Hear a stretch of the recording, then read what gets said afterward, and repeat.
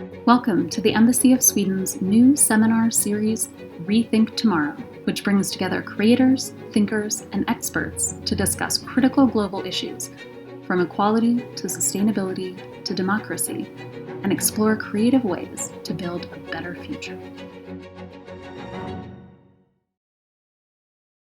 Welcome everyone who has joined us today. I'm so excited to bring to you today's talk, Rethink Tomorrow. We are joined by three amazing people who I will introduce shortly. My name is Rafaela Stålbalk Klose, and I am a Brazilian-Swedish journalist residing in Sweden. I mainly write and do radio about topics related to culture, identity, and gender, normally with a social perspective. And today I am serving as the moderator for this talk, hosted by the Embassy of Sweden in Washington, D.C., along with the Stockholms Kvinnohistoriska, Stockholm Museum of Women's History, which is a contemporary museum dedicated to women's history.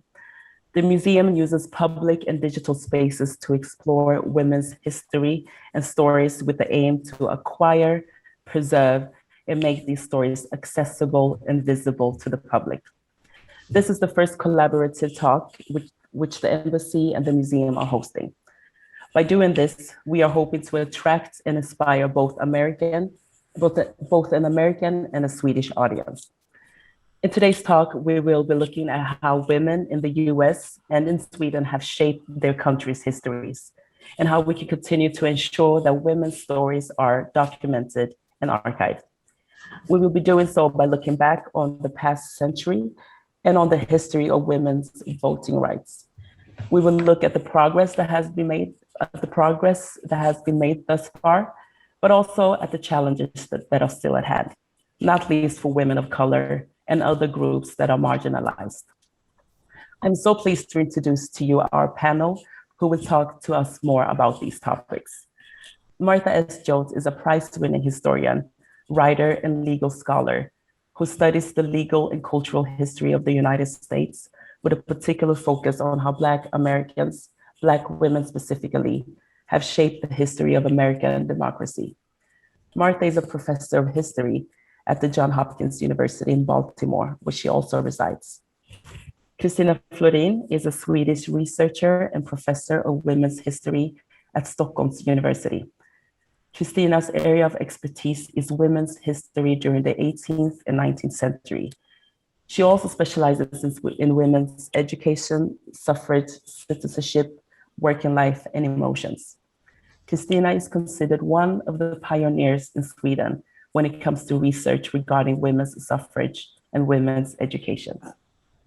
Lastly, but definitely not least, we have Timimie Gassko Märak. Timimie, whose pronouns are she and they, is a Sami poet, indigenous feminist, and a queer activist. Timimie uses art to preserve and disseminate Sami culture. They also advocate for equal access and rights when it comes to healthcare in Sami. Today, Timimie will talk a bit about some of the main challenges that the Sami community faces. Welcome, Martha, Christina, and Timimie. This year marks 100 years since women in Sweden got to vote for the first time in a national election. In the United States, women got the legal right to vote just 1 year prior, in 1920. We've come a long way, but it definitely has not been a smooth sailing process, and we still have ways to go.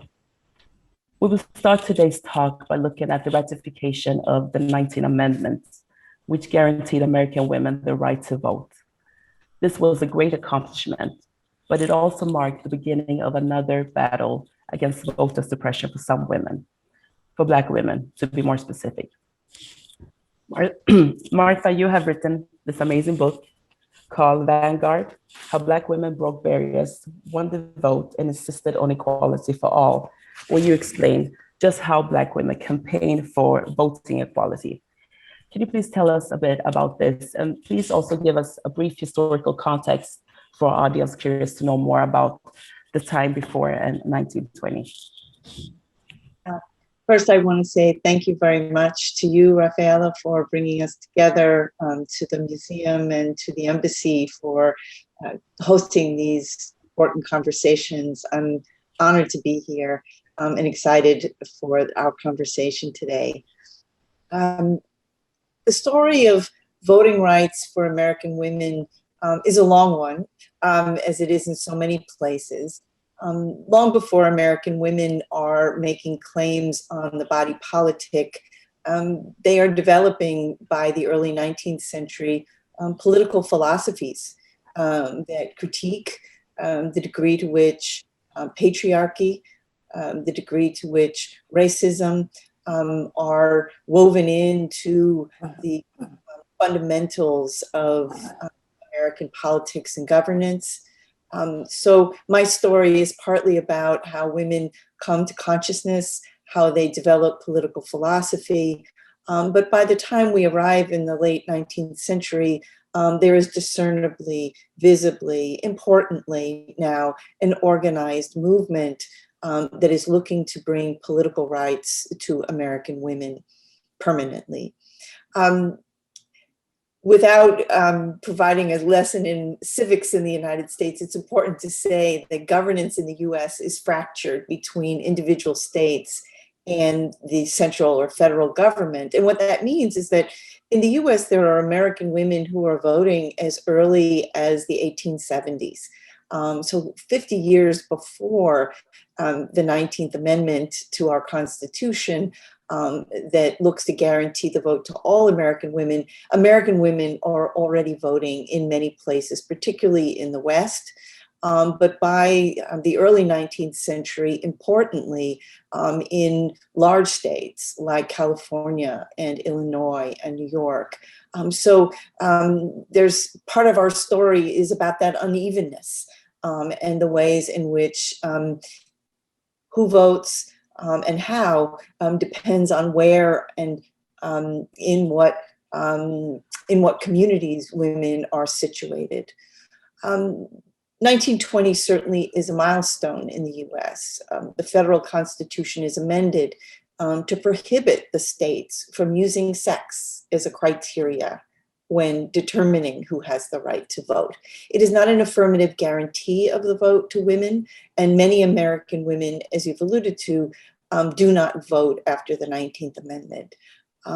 There is a dirty secret, but it's not a secret at all. It's an open secret in the years leading up to the 19th Amendment, and that is that nothing in the 19th Amendment in its terms will prohibit states from using American apartheid, what we call Jim Crow, to keep Black women and women of color generally away from the polls, despite a revolution like a federal affirmative women's suffrage amendment.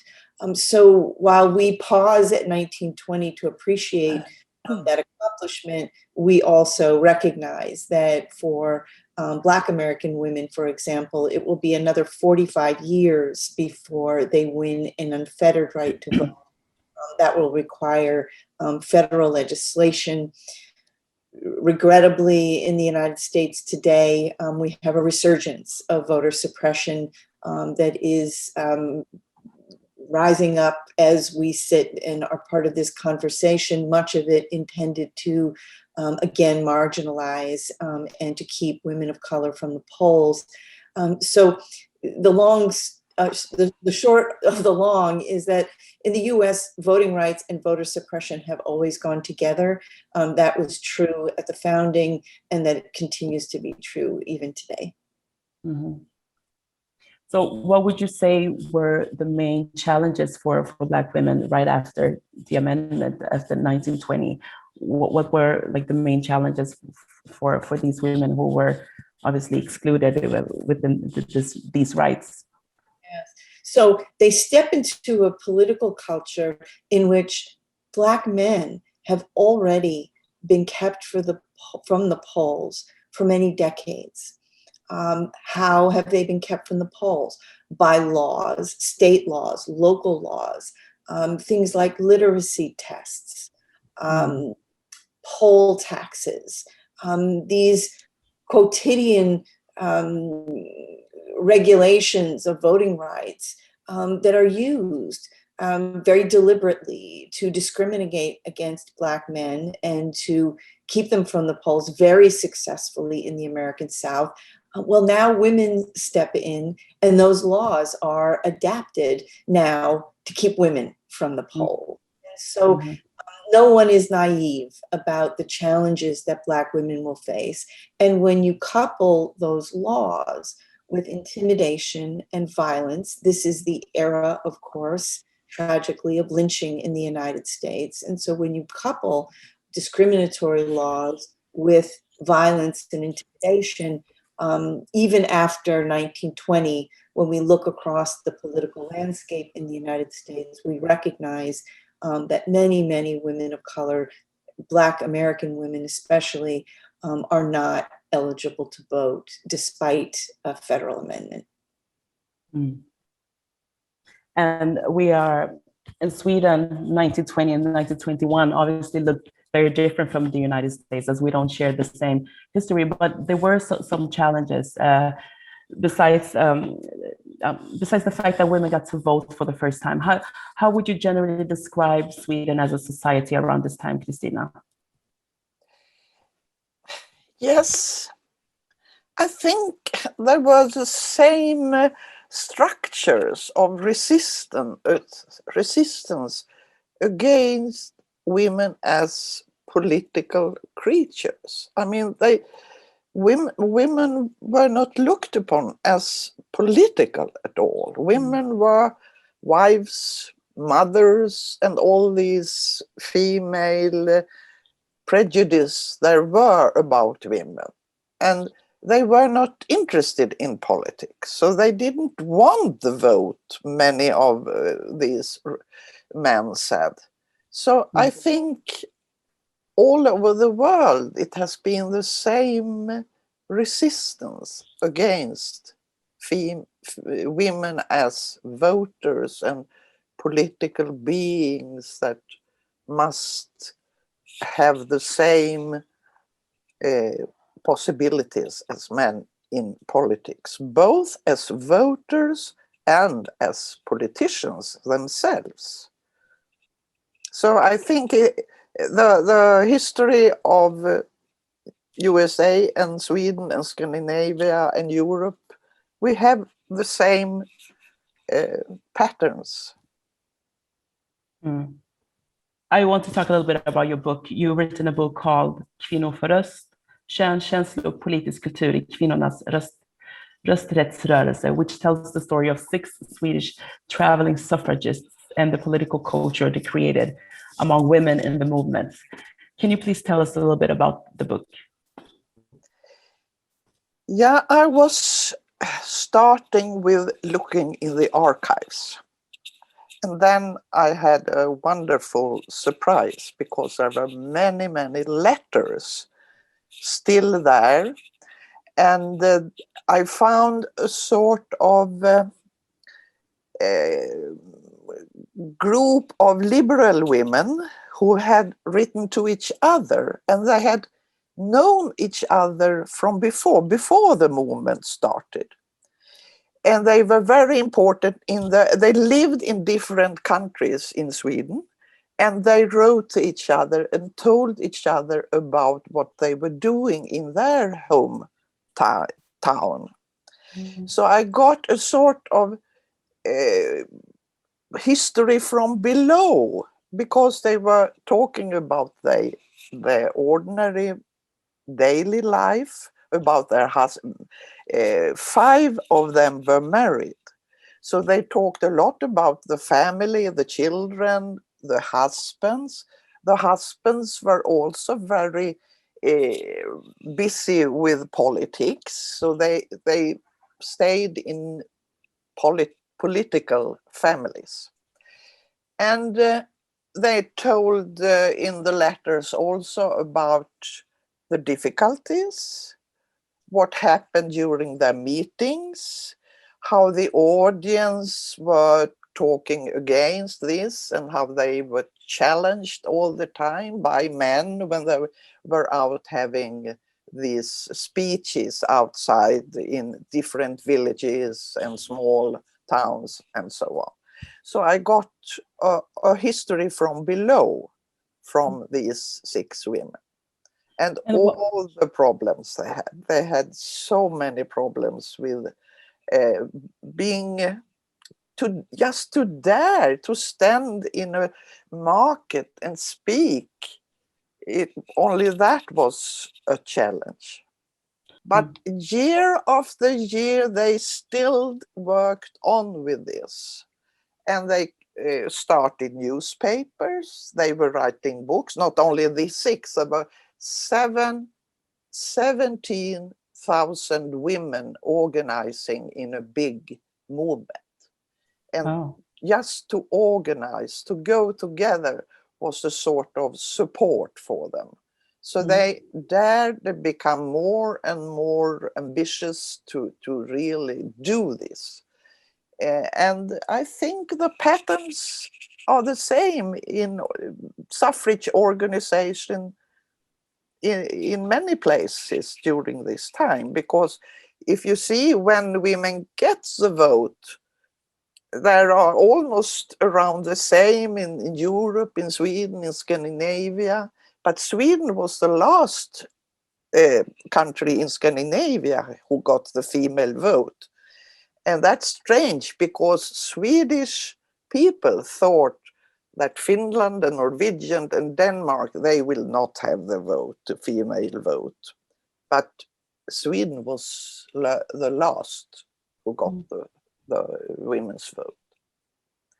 So it was not an easy task, this, to work as a politician and to go out speaking in public about these things of suffrage and justice for women. That is interesting. So while we're talking about race and class in the US, we're talking about Black people or indigenous people in the US, we also have marginalized groups in Sweden. We have minority populations. Among them are the Sami people, who is an indigenous group inhabiting Sápmi, which today encompasses large northern parts of Norway, Sweden, Finland, and the Kola Peninsula of Russia.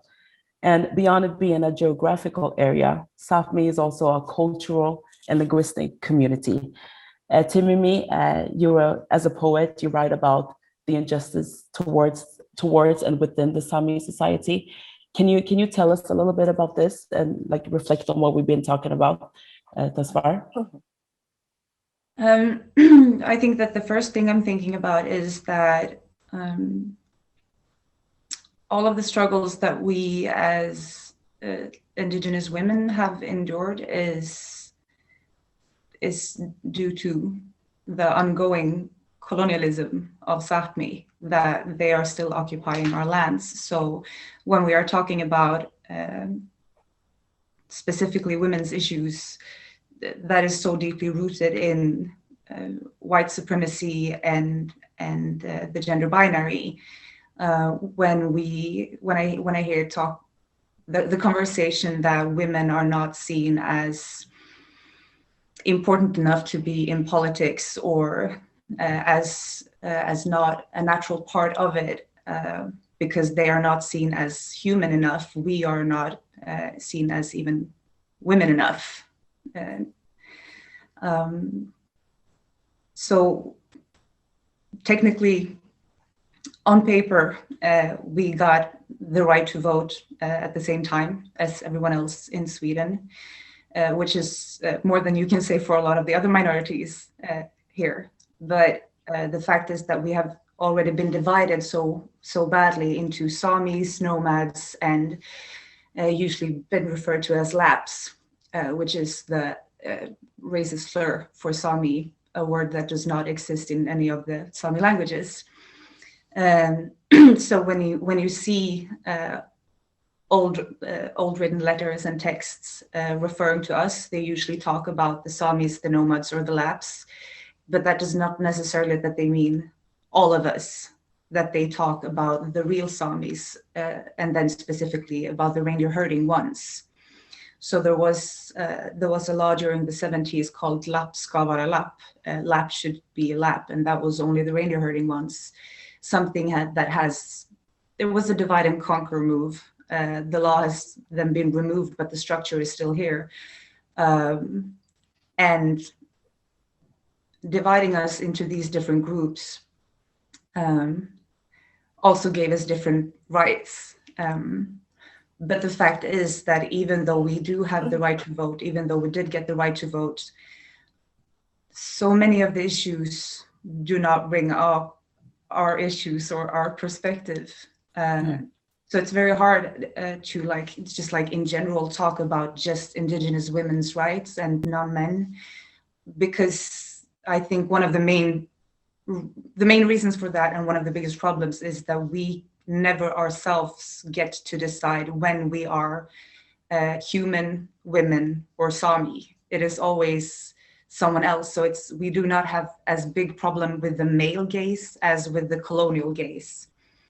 Then, of course, the women were the ones having to stay put in one place, which has made it so that we have so many well-educated women, but the fact that our heritage, the fact that we are Samis, if you have an accent, if you have the name, if you want to live up north, if you are from a reindeer herding family, you have a very hard time getting a job. So you have to educate yourself even more. So a lot of the times we relate so much more to the other minorities within the countries and to other Indigenous peoples, like from across the world. So that, I would say, would be one of the third main issues, that we live neighbors with the women that we should be able to organize with, but the knowledge is so small that we are more than strangers. We are made enemies still, because so much of the rights that we do have today has come from so many years of struggle from women, but they are also in the role of the oppressor and the settler. And it's very hard to talk about that it's not their fault, but to get people to understand that even though it's not your fault, the fact that the second you understand this, then it is your responsibility to learn more and communicate. If that makes sense. Thank you so much, Timimie, for telling us this. And Martha, do you want to react to what Timimie just said? If I could. Of course. Because it's important for me to say I am not an Indigenous woman, nor am I a specialist, but I cannot miss the opportunity to honor the work of my colleagues, Maggie Blackhawk and Kathleen Cahill and others who have told the Indigenous history of women in the United States. And that at this moment in 1920, where we mark women getting the right to vote in the US, Native women are not yet regarded as citizens of the United States. So categorically, Native women are outside of the reach of this 19th Amendment. And at the same time, Native communities are in a struggle over sovereignty and their autonomy, their self-governance, and their self direction. And so this tension, right, between expanding ideas about the U.S. polity on the one hand, and the destruction, the violent destruction of Indigenous Native polities are happening simultaneously in this moment, which means importantly, for me, if I could say, that it would be an error to generalize from the history that I tell about Black American women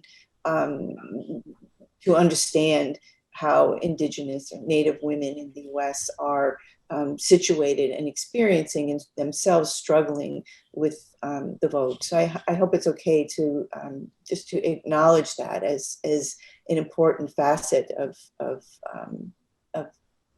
this broader conversation. So thank you. I want to actually talk about archivism, because recently the founder and co-founder of the Stockholm Museum of Women's History, Lina Thomsgård and Helene Larsson-Poset, released this handbook called Archivism, in which they state the fact that women's history in history is almost obscure. So I'm guessing this is one of the reasons that people know so little about these Sami women's and marginalized people's situation, whether it be positive stories or stories about the challenges that you just mentioned, Timimie. And this book aims to change the future writing of history. And the idea with the book is basically to make it easier for underrepresented people to archive themselves. Christina, as a historian, what do you think about the idea that people, marginalized people, women, can archive themselves? Is it possible? Yeah, that actually I don't know, but I hope they could be able to do that, because it's one of the things you could do. You have to start somewhere, and archives are very important. For example, for historians, that's why we know anything about history, is because people have understood how important it has been to save, to collect, to start institutions, to get help from from the state, for the costs and all this. So that's at least one way to start, is to start to collect stories and to build archives about the history of the group. Martha, I was reading a bit in your book about how the writing of Vanguard came about. It was partly by collecting stories of women in your own family that you wrote this book. Can you please tell us about this and how you went about to tracing these stories? It connects very well, I think, to Christina's point. And I think one of the things that my time in women's history has taught me is how by centering women in history, we change our idea of what the archive is, where the archive exists, who controls and produces the archive. And that means, for me, it was essential to begin with the women in my own family, whose stories you might glancingly encounter in a formal archival setting, but whose stories reside with me and other women in my family and our communities. And I wanted to start with them because I wanted to, it's a bit of a strong word, but I'll say inspire readers to recognize that their own family histories are history. And they are as valuable and as essential as the stories of women whose lives are, on the walls of the brick and mortar institutions that we call museums, who are parts of the pantheon, cultural and political and otherwise. This, I think, is an essential corrective that women's history lends. And it means that as I can speak for myself as a scholar, that it means new interpretive approaches and tools, and a willingness to wrestle both with the paper, the document, the text that comes to you in a box, in a folder, but the narratives that come to you by way of women, the stories that they have inherited, that all of those are available to us and are essential components of writing.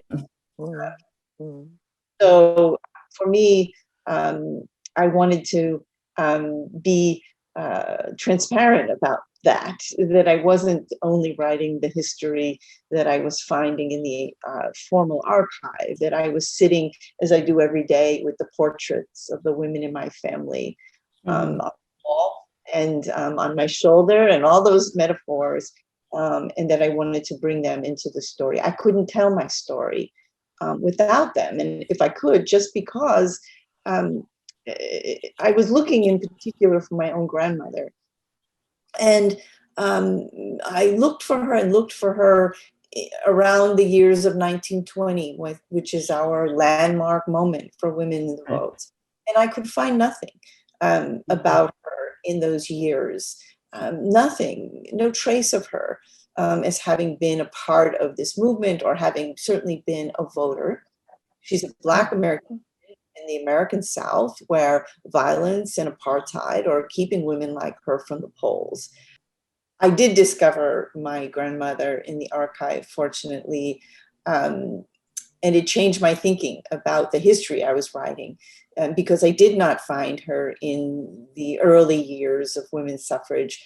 I found an interview with her that she gave in 1978, right, more than a half century later.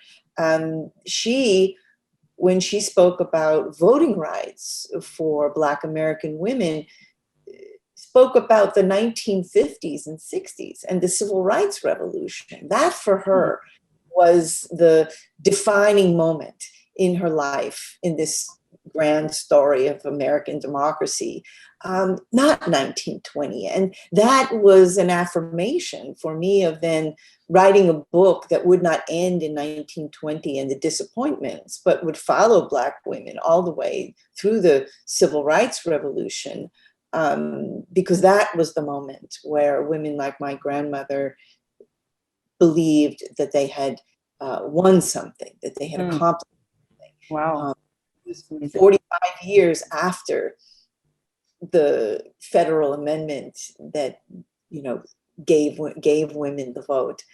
So it was very important for me. So it's to say, it's not an indulgence, family history. It's a guide, right? It's a corrective to the kinds of histories that we may have been taught in school, that we ourselves may have written. But when we take seriously, right, our forebears, the women before us, our elders, they show us, I think, different ways of telling history. And I consider my grandmother to have been my greatest guide in trying to think through this book.